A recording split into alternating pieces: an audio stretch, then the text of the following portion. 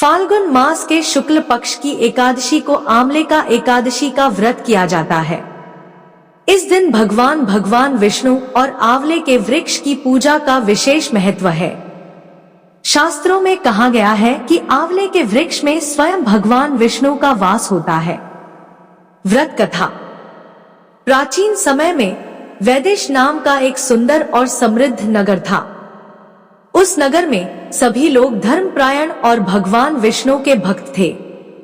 वहां के राजा भी बड़े ही न्यायप्रिय और धर्मात्मा थे। वे प्रतिवर्ष आंवले का एकादशी का व्रत बड़े श्रद्धा भाव से करते थे।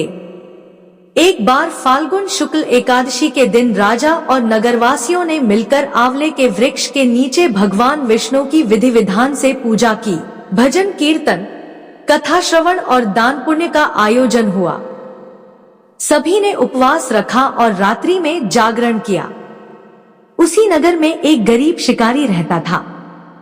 वह हिंसा करके अपना जीवन चलाता था। एक दिन वह भोजन की तलाश में नगर में आया। उस दिन एकादशी थी, इसलिए उसे कहीं भोजन नहीं मिला। भूखा प्यासा वह घूमते घूमते उस स्थान पर पहुंच गया जहां लोग आंवले के वृक्ष के नीचे पूजा कर रहे थे। शिकारी थका हुआ वहीं बैठ गया और अनजाने में ही भगवान विष्णु की कथा सुनने लगा।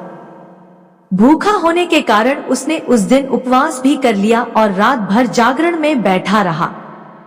कुछ समय बाद उस शिकारी की मृत्यु हो गई। परंतु एकादशी व्रत का प्रभाव ऐसा था कि अगले जन्म में वह एक बड़े राज्य का राजा बना। वह अत्यंत धर्मात्मा, दयालु और प्रजावत्सल था। उसने जीवन भर धर्म का पालन किया और अंत में भगवान विष्णु के धाम को प्राप्त हुए।